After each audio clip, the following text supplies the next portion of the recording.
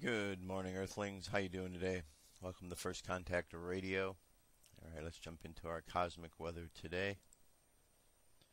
Starting off at spaceweather.com, our solar wind is currently moving at 327.3 kilometers per second.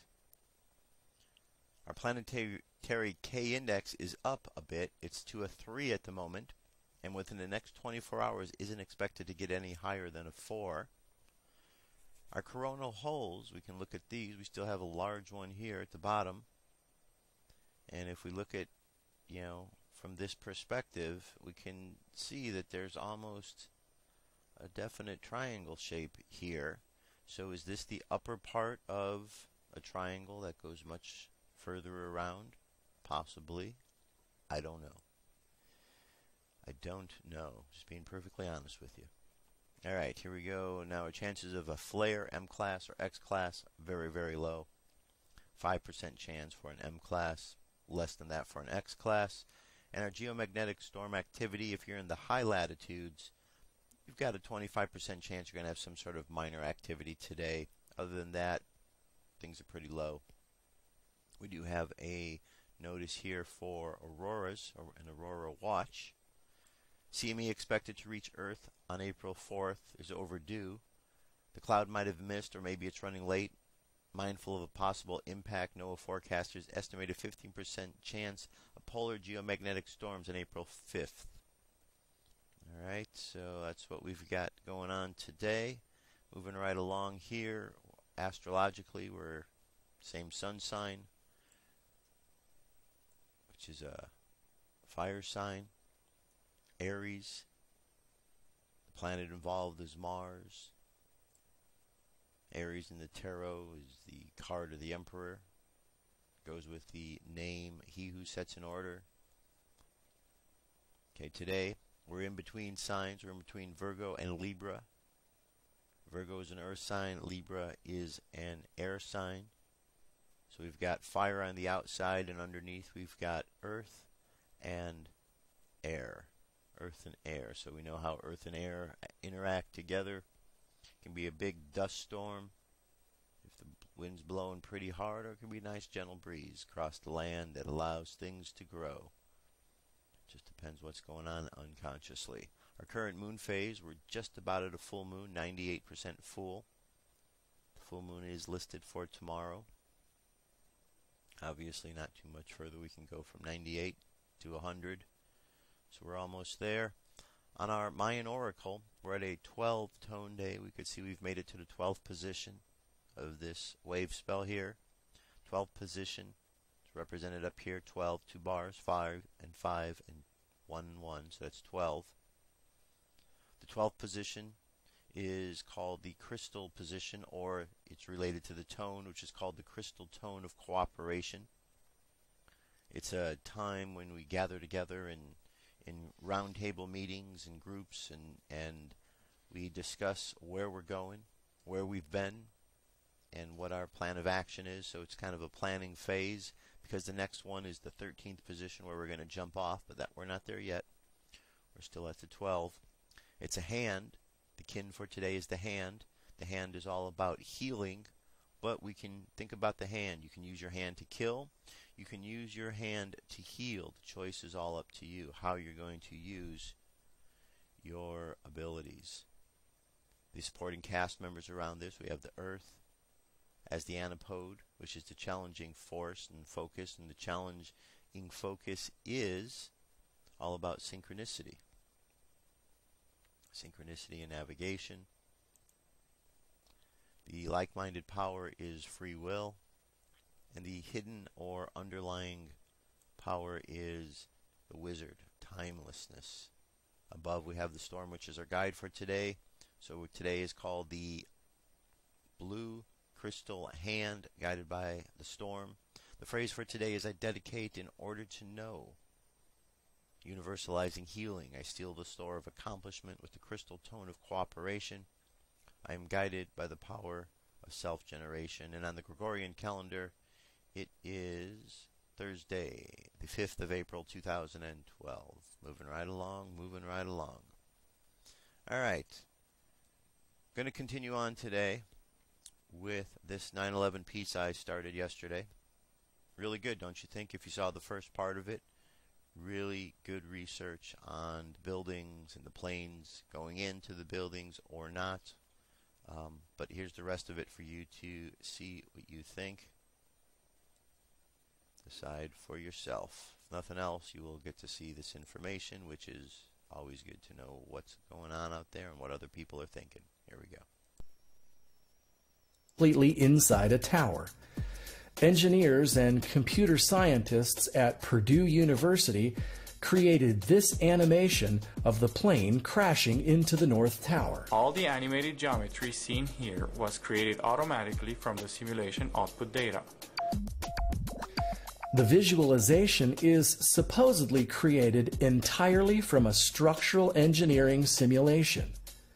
Yet we observe ridiculous impossibilities, such as this aluminum fuselage piece slicing right through a steel and concrete floor, and then the floor assembly coming right back together in one piece.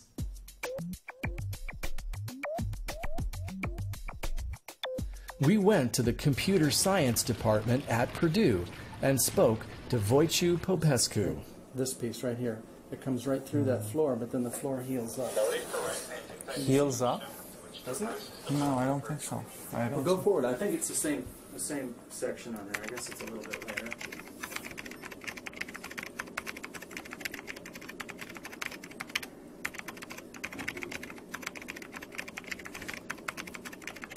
That's a different edit. That's a different edit than I have. Well, we added credits and we made a slightly longer version at some point. I don't know whether this is a longer or shorter version than what you have, but anyway. Could it be that you took that part out? Paul edited the video, but what exact part are you talking about? Here's the part I'm talking about on the version I have. Let's talk about this. This large gray piece of aluminum right here just appears to be cutting right through this floor assembly here, you see? Turn it toward you. See that? Right. It's coming right through. Right on through. And then, after it passes by, floor assembly's all back together again. I don't understand that. I don't know where that, or what exactly that is, or what it is due to. Okay.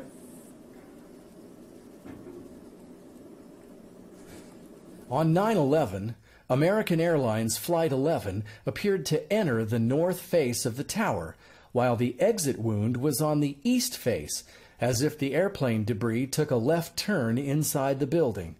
The Purdue animation shows the exit wound from the opposite, or south face.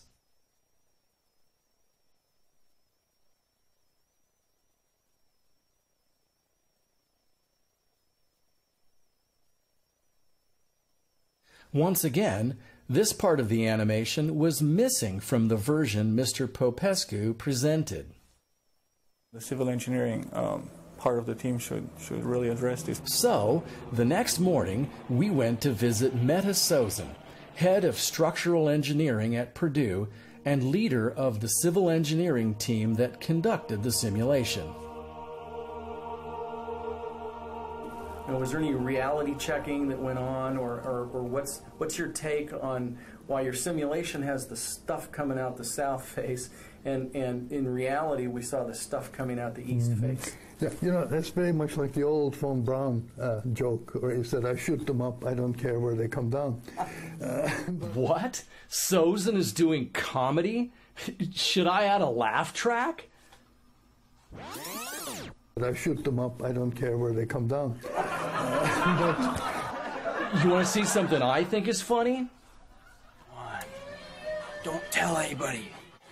6, 1. Attention Walmart shoppers, 9/11 was an inside job. Google World Trade Center 7 came down in 6.5 seconds. Thank you. But you see, we came to Purdue looking for serious answers, and I don't think we got any.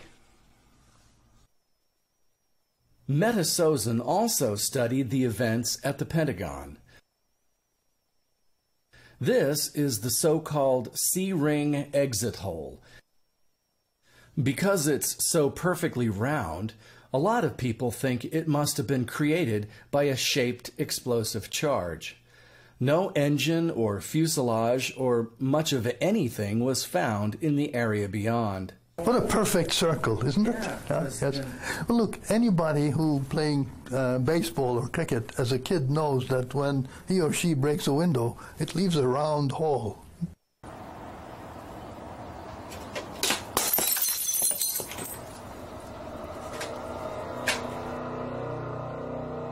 The question is, there was no airplane, say with respect to the Pentagon? Now, I cannot blame them because they say, where are the pieces of the airplane? Where are they? Nobody has seen them. Well, not nobody. The people who worked on the Pentagon immediately after the event, because I went there later, tell me that our government very carefully picked up all the pieces and put them in storage. That's what I'm told. That may be what Professor Sozin was told, but to this day, the FBI investigations have failed to produce a single serial number part from a single 9/11 airplane. Not one. The only other thing that was found was the engine on Murray Street, and the engine on Murray Street has been identified as either a CFM56 or the CF6, but whichever one it was, the CF6 or the CFM56, it had to be General Electric. And unfortunately, or fortunately, United Airlines used strictly Pratt & Whitney. So that engine that you see flying off, and that engine they say is from 175, isn't from 175, because the guy's whose job was to dump it off there, you know, in a smoking, smoldering thing, dumped off the wrong engine.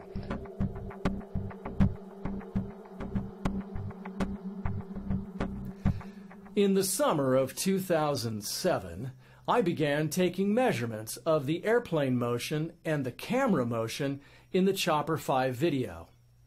To understand how looking at airplane and camera motion can help us spot a fake, let's consider this control case.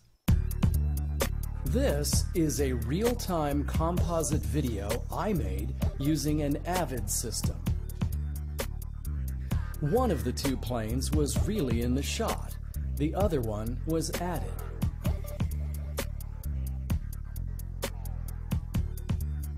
Which is which?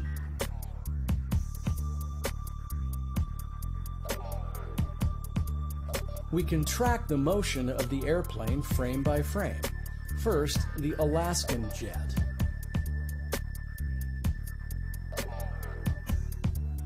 We can see that the motion appears nice and smooth.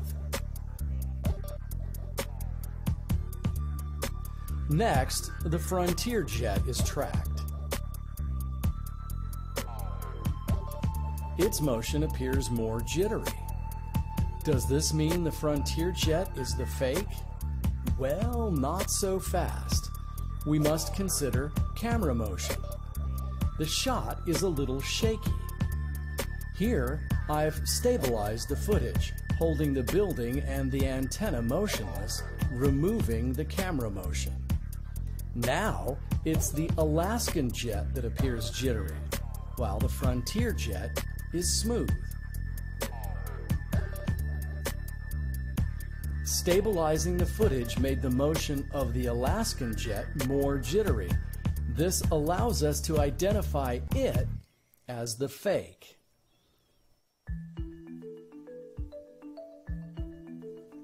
I did the same with the Chopper 5 footage, measuring the motion of the airplane before and after stabilizing the footage.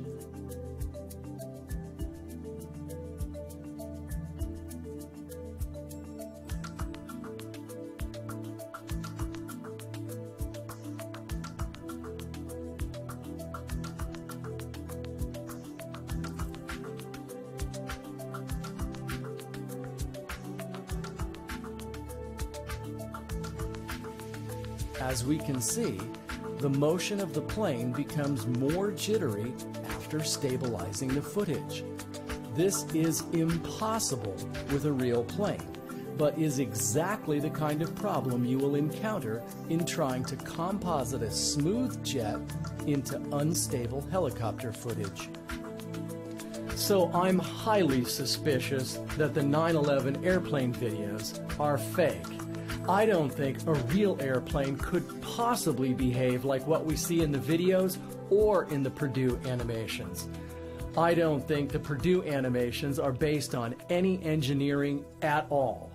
So I asked about Professor Sozin's data.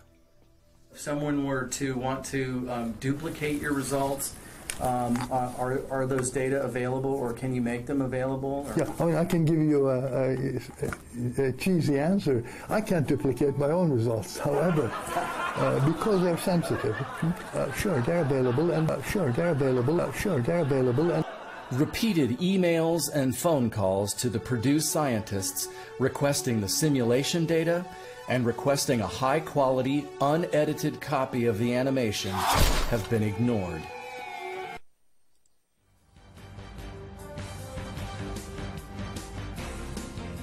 This is the UFO News with Joshua Poet. All right, Dirk, thank you very much. This is the UFO News for today. Let's jump to our first story here. I have 5 stories for you. First story comes to us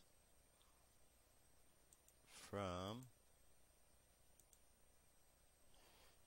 over here at UFO, latest-UFO-sightings.net. 2 fast UFOs caught on tape over Melbourne, Australia, April 2nd, 2011. All right, let's take a look at this. Obviously, you want to watch this in a higher resolution, it says. There you go. You saw it moving very quickly from here to here. And you can see now we've got the filter on, so you can see that there still are objects out there. All right. Very good. That is first UFO sighting. Next one takes us over to New Zealand. In New Zealand, this footage of an unidentified object or orbs was recorded in the night sky above New Zealand on Wednesday the 4th. All right, let's take a look at this here. There we go. We got one here. We got a second one over here.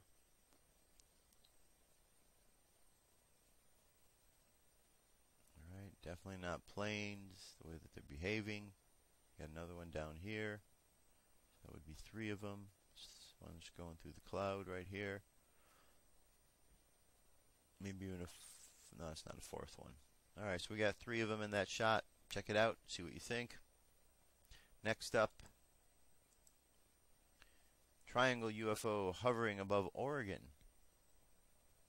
A great flyover. An incredible close-up of a triangle UFO. The object moves silently left to right, almost overhead as it passes by.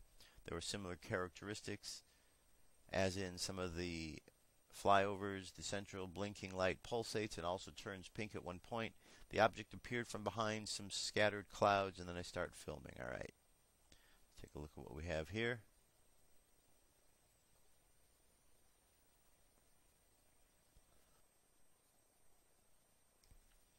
All right, we've seen this before. We've seen the blinking. Looks like they're part of a similar ship here. It looks dark in this area here. Alright, that's a pretty good sighting right there. Okay. Next story takes us to Pennsylvania. Pennsylvania witness reports vortex over Altoona skies. 4 Pennsylvania witnesses at Altoona report that they watched and videotaped a large fuzzy vortex or light in the April 3rd, 2012 sky, according to testimony from the Mutual UFO Witness Reporting Database. The group was at the outside gathering when the object first came into view. Looked like it tilted, whitish vortex, the reporter witness stated. Seemed to be mist around it as well. The sky was perfectly clear. The video can be seen directly at a page on YouTube where the witness posted the video. Okay. So, Well, let's see here. This is in the video. This is the area in question. Alright. Let's see if we can take a look at this YouTube video here. Alright, this is the object. UFO over Altoona.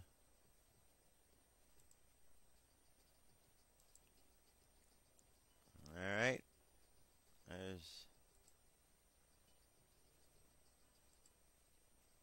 There we go. Well, that's an interesting looking image. It could be vortex, could be a blue beam, could be a variety of different things. Something to check out. See what you think. Our last story, rectangle-shaped object reported hovering over Bellingham. 2 Washington witnesses at Bellingham report watching 2 giant rectangular objects with red lights hovering over a nearby mountain after 10:30 p.m. on April 3rd, according to testimony from the Mutual UFO Witness Reporting Database. The 2 were northbound along I-5 when the object first came to view. I looked to the left and over Lake Samish. There were 2 giant rectangular objects ascending from behind the mountain, the witness reporting stated. When right above the mountain they stopped, just hovered there. There was one of the brightest reds I've ever seen in my life. Okay, there aren't any pictures with this, unfortunately. We can just see the area in question. Alright, and that is our UFO news report for today.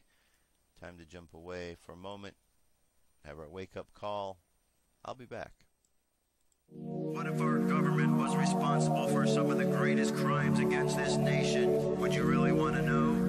These are big questions, but these questions deserve answers. It's time to demand the truth. People should not be afraid of their governments. Governments should be afraid of them.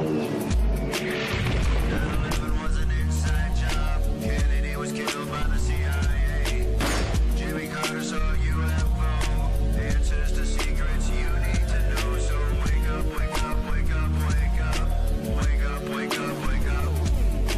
Wake up, wake up, wake up, wake up. Wake up, wake up, wake up.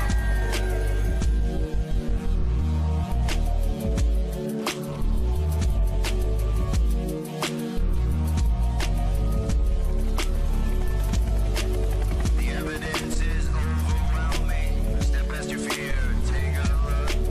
Illuminati lies keep growing, but they're losing from your eyes. And wake up, wake up, wake up, wake up.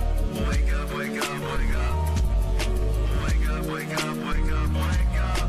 Wake up, wake up, wake up.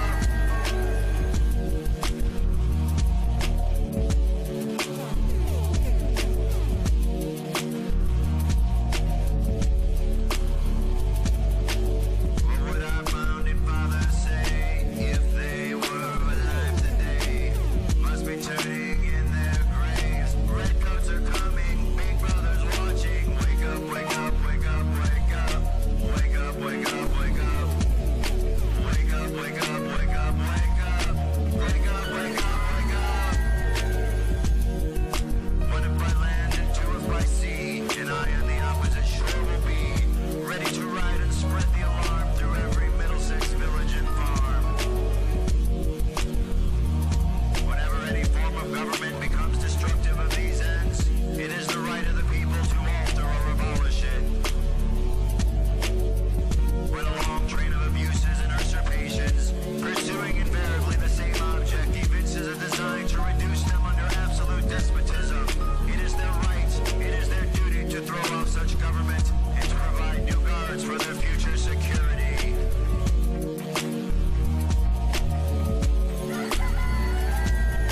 Wake up, wake up, wake up, wake up. Wake up, wake up, wake up. Wake up, wake up, wake up, wake up. Wake up, wake up, wake up. Wake up, wake up, wake up, wake up. Wake up, wake up, wake up. Wake up, wake up, wake up, wake up. Wake up, wake up, wake up. Patriots arise. It's time to demand the truth. All All right, it is time to demand the truth every day, my friends, because if you don't, somebody else will, and you might not like the way that they're trying to define it. If you watch the news, you see the truth that they're trying to put out. Doesn't make sense. All right, here we have some shenanigans that the government's trying to do. Government surveillance. Crackdown on internet goes into overdrive.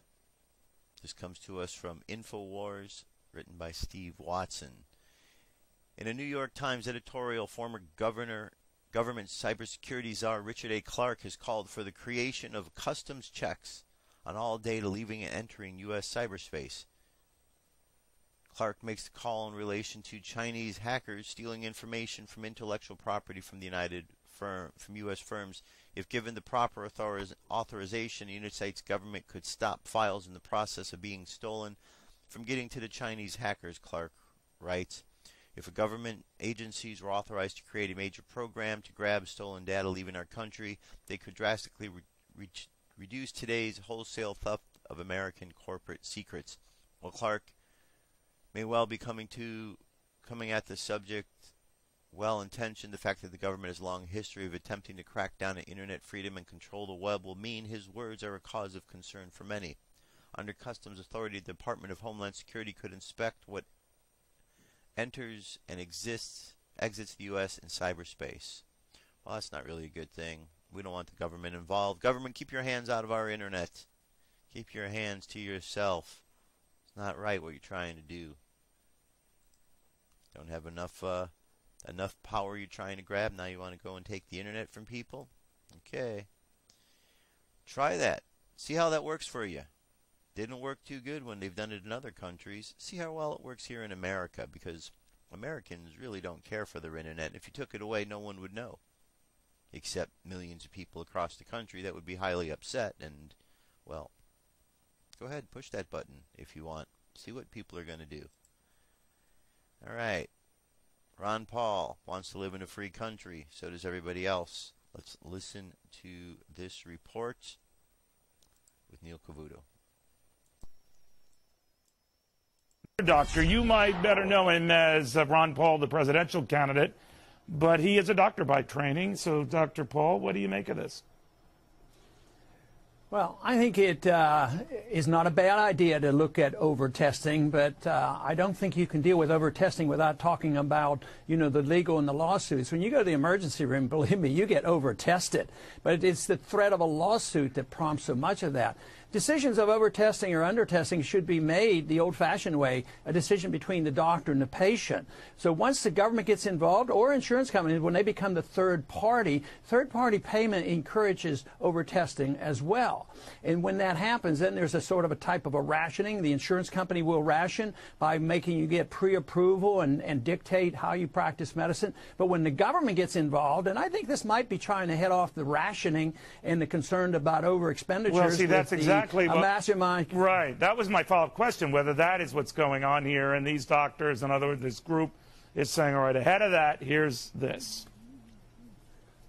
Yes, I think so, because the insurance companies are very much in bed with the government. When there's negotiations in Washington, whether it's prescription drug programs or health care, the health companies, the insurance companies are very much involved, in the drug companies as well. So they're very close to government. No matter Blue Cross and Blue Shield actually started, and they work very, very closely with Medicare and Medicaid, and especially Medicare.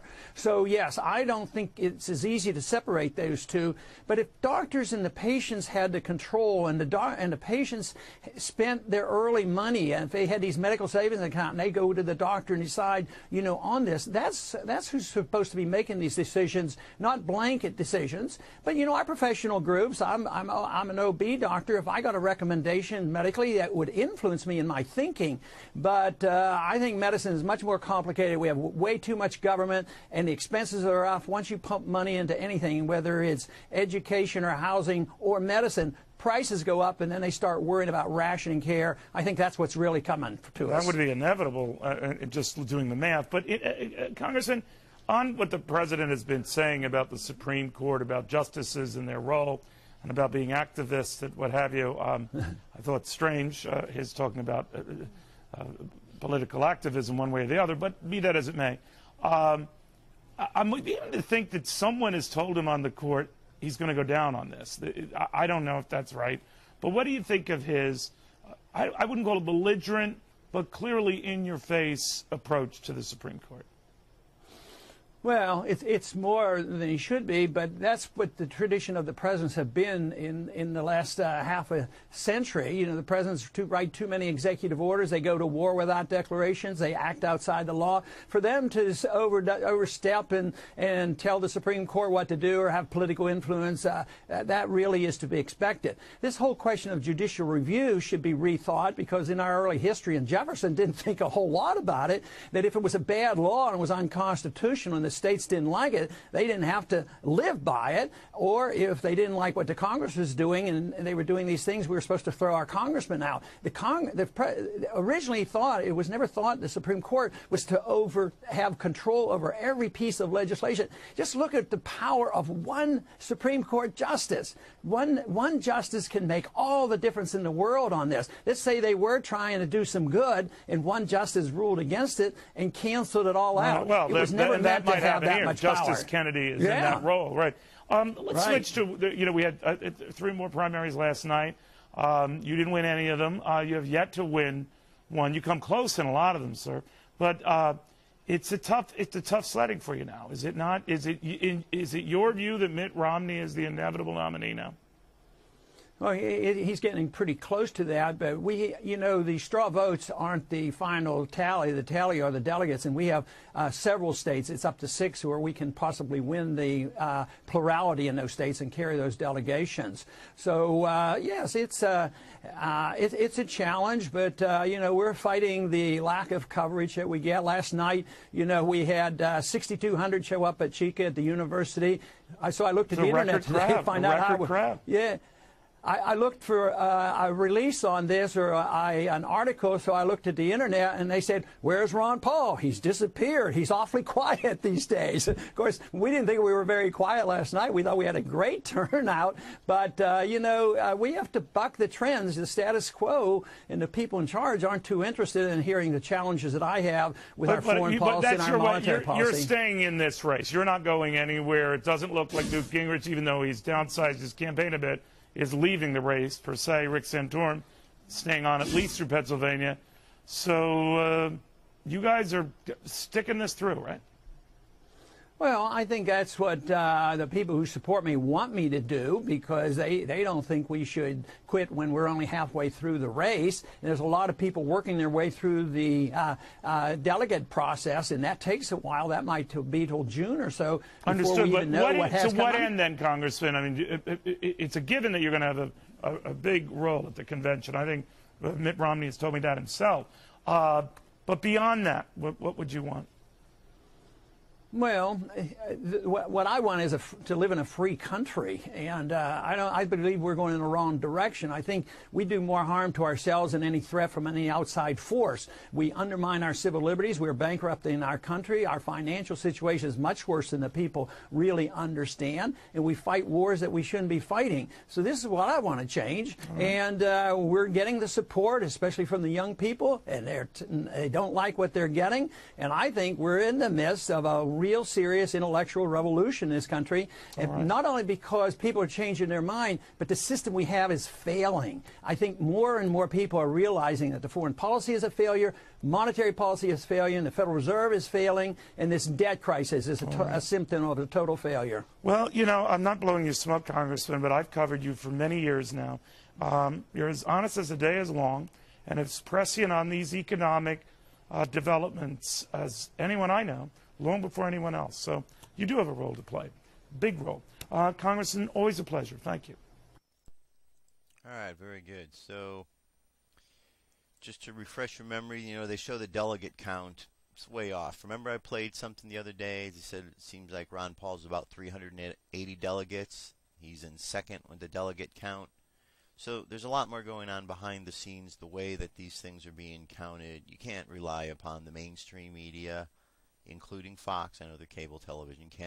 You can't rely upon any of them to give you the proper truth, because they're not doing it.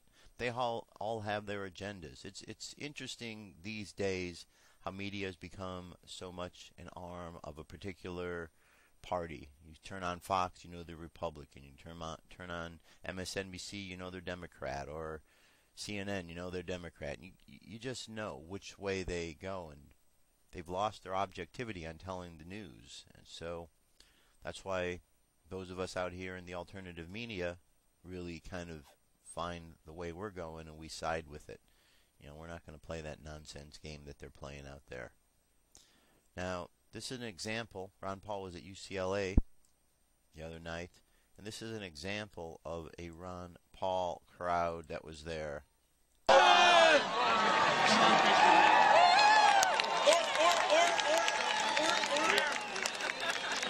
a bunch of seals? And like gold, and like faith, and like faith, and like faith, and like faith. Alright, pretty good crowd you could see there. Okay, thousands of people there to see Dr. Paul. He's getting great crowds wherever he goes. And I know that the mainstream's not reflecting that and not talking about it, but I am, and there others are out there as well. That's why he's getting the crowds he's getting. Alright, this article here, something for you to consider. Read this before you decide that preppers are crazy. Do you believe that preppers are a few cards short of a full deck? Do you assume that anyone that is preparing for doomsday does not have their elevator going all the way to the top floor? Well, you might want to read this first before you make the final decision on all the preppers are crazy. The information that you're about to read shook me a bit at first. I looked it over. To be honest, I had no idea how incredibly vulnerable our economic system is to transportation disruption. I am continually getting emails and comments on my websites about how to prepare or for what is coming, and when I came to this information, I knew that I had to share it with all of you. Hopefully, what you're about to read will motivate you to prepare like never before, and hopefully you will share this information with others. Originally, I was going to write an article about the rising unemployment in Europe. Today, did you know that unemployment in the Eurozone is now at a 15-year high? It's risen for 10 months in a row with no end in sight. But I have written dozens of articles about economic crisis in Europe already, so before starting on that article, I started thinking of all the preparation questions I have been getting lately, and I went over and checked one of my favorite preparation websites, shtfplan.com. Well, an article had just been posted over there about a report about American Truckers Association entitled "When Truck Stops, America Stops." I went out and found the original report and was stunned as I read it. The truth is that our just-in-time inventory and delivery system leave us incredibly vulnerable to a nationwide disaster. You see, it is very expensive to hold and store inventory, so most manufacturers and retailers rely on a constant flow of deliveries that are scheduled to arrive just in time, and this significantly reduces their operating expenses. This is considered to be good business practice for manufacturers and retailers, but also means that if there is a major nationwide transportation disruption, our economic system would grind to a halt almost immediately. Once store shelves are picked clean, they would not be able to be replenished until trucks could get back on the road. In the event of a major nationwide disaster, that could be quite a while. So what could potentially cause a nationwide transportation shutdown? Well, it's easy to imagine a lot of potential scenarios: a volcanic eruption, a historic earthquake, EMP attack, a solar megastorm, a war, a major terror attack, an asteroid strike, a killer pandemic, mass rioting U.S., or even martial law. So as you can see, there's many different things that could bring this into play, and we're hearing about more and more of them each and every day. And as long as we have president dictator in the office, I think we'll continue to have these sort of challenges. All right, tool time. Now, tool time report today talks about Romney. Romney is the tool for today, apparently. Let's listen and see what has to be said.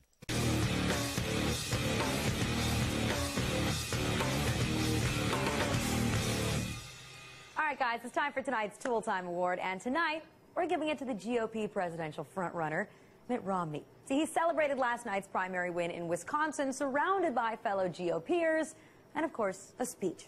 And aside from thanking voters for choosing him, he started throwing some punches at Obama. Here's one of his jabs.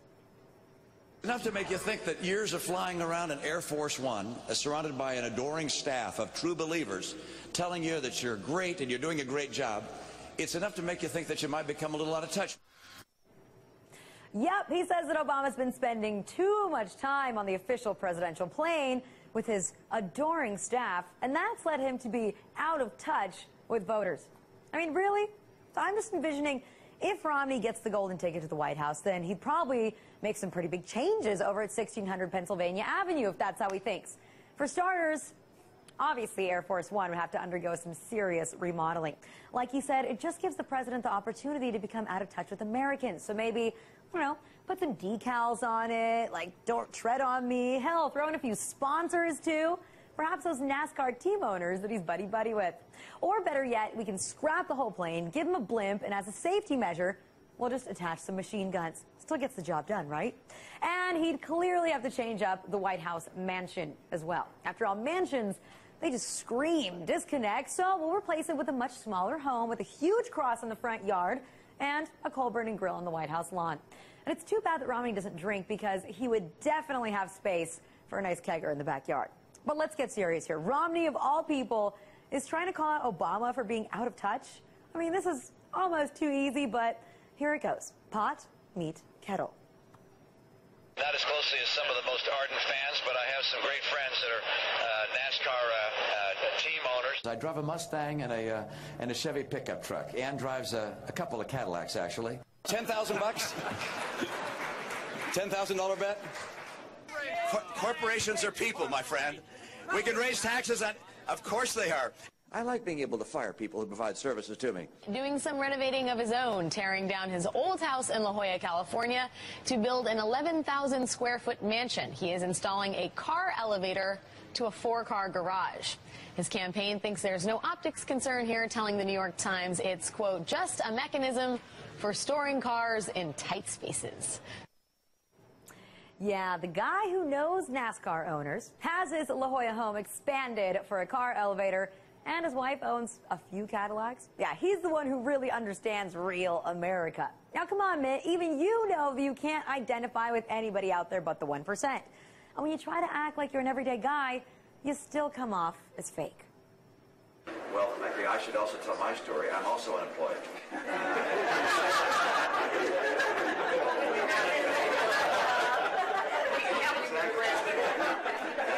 Are you on LinkedIn? Yes, actually. And I'm networking.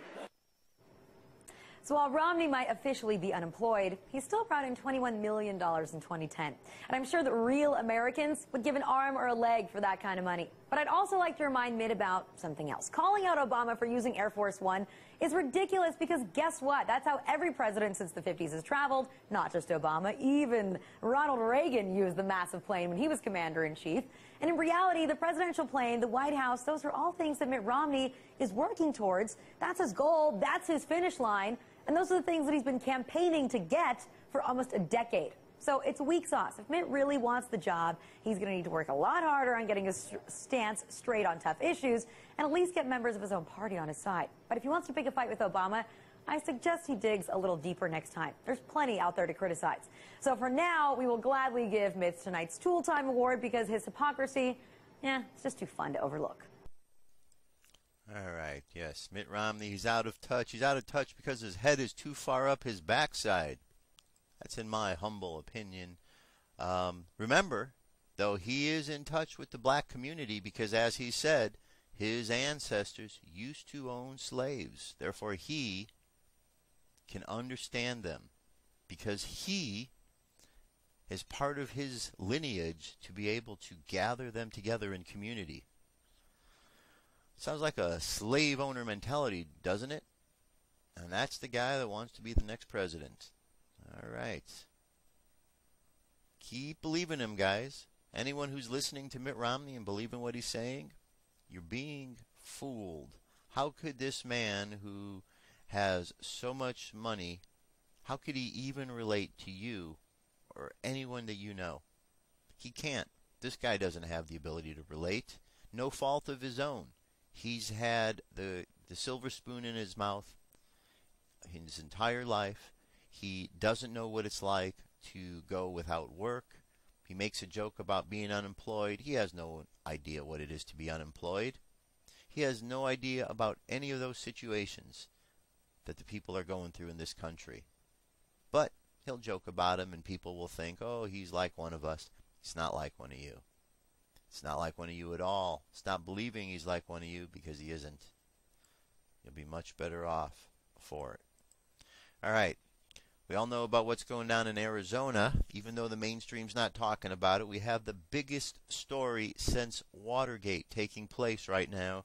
And our mainstream press, which thinks that they are so wonderful, they are not even touching the story. So apparently our mainstream press, that includes Fox News, the establishment press, apparently they are brain dead and they don't care about what really goes on in America. They don't care that there's a story bigger than Watergate. Well, Sheriff Joe cares, and those of you watching this show care, and those of you searching out internet media care.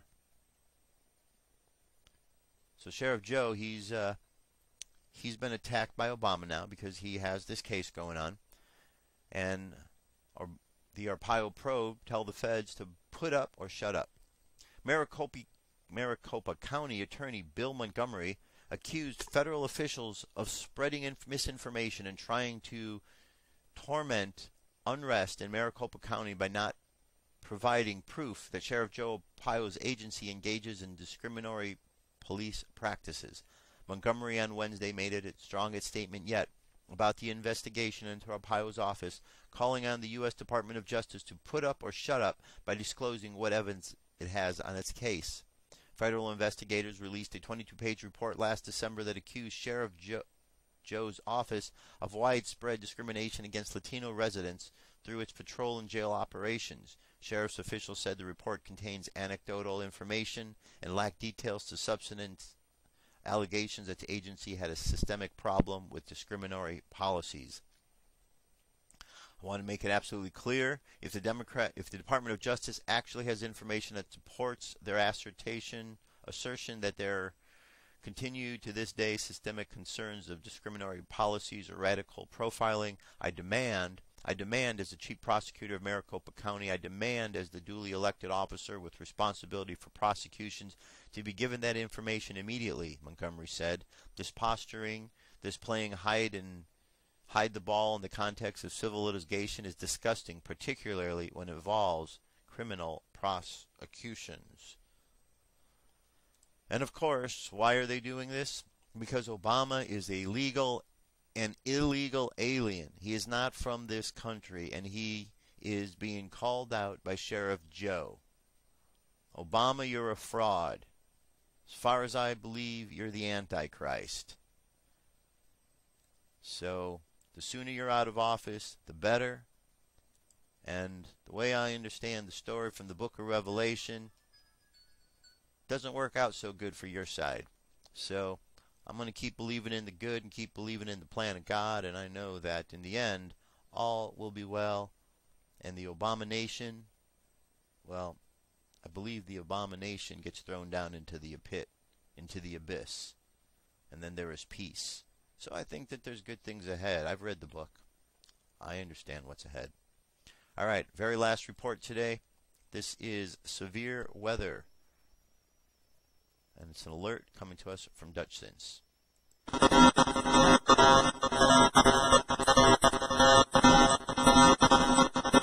Hey everybody, Dutch Sense here. 2:27 a.m. Central Time on Thursday, April 5th, 2012. Looking at in telecast here, I have the Continental Radar View turned on, plus Titan Storm Tracking, plus the National Weather Service alerts. Now let's go first into the alerts. National Weather Service has detected an actual tornado down here north of Baton Rouge, and it's heading across the state line into Mississippi. So we've got towns like Jackson, Ethel, Zachary, and even bigger towns like Macomb.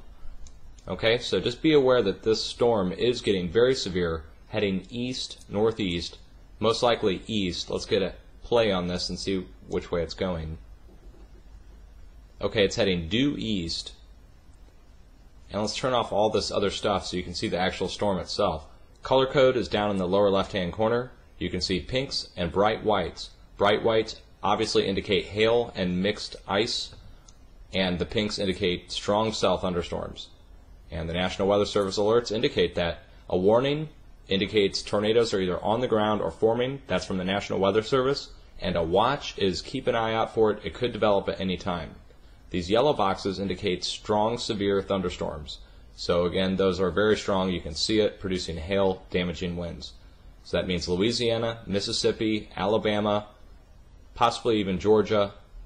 To the north, we've got Arkansas, Tennessee, and then these lesser cells, but still pretty strong, Missouri, Illinois, Indiana, Kentucky, Ohio. I can tell you this, we had very strong cell thunderstorms last night that produced thunder unlike anything I have ever heard in my entire life. 35 years old, heard a lot of different thunders. This was very intense. The lightning wasn't as intense as the actual explosive thunder. My wife's here with me. She can testify to that, right? Right. Okay, so, I mean, it was very intense, and that's going on throughout the rest of tonight into tomorrow. So just be aware of the situation, guys. I mean, keep in mind, it's 2:30 in the morning, so a lot of people are asleep. They either don't know that there's tornado warnings that have just been issued, tornado watches, but this is going to continue on through the morning. You can expect down here to the south, anywhere from south of Montgomery and looks like northwest of Birmingham. So from Birmingham to Memphis and from Jackson to Panama City, over the next 12 hours, got to watch out. This is going to get really severe. Doesn't look like these are going to die out anytime soon, especially with these warnings issued. Okay? If you get any confirmation stories on these tornadoes now to the south, again, let me know. And this does match up perfectly with what we were expecting. We saw scalar squares over Louisiana roughly 24 to 40 hours ago. Happened twice, captured it once, and that was 24 hours ago. So, for sure, more weather modification taking place, frequency manipulation to be specific, and that's what's causing these strong cell outbreaks to go to these areas. Otherwise, who knows what would happen? I mean, would they form in the first place? We don't know, because it's getting messed with to such a point that we're able to mark an area and literally see it form within a day of that area being hit with those frequencies. It's really amazing to see. It's a wild time to live in, guys. Cheers. All right, very good. So wanted to make sure you saw that. If you're down in those areas, please be safe. I played Dutch since because he's pretty darn accurate, and if he points out that there's an area of concern, you can bet that there's something's going to pop up there, because he's pretty darn good at reading these things and pointing out the different patterns that he sees, especially the heart patterns when he talks about the scalar squares. He's pretty right about that. Pretty right. So pay attention if you're out there. All right, last but not least, we have our meditation for today. So I'd like you to go ahead and close your eyes and relax. Close your eyes and relax.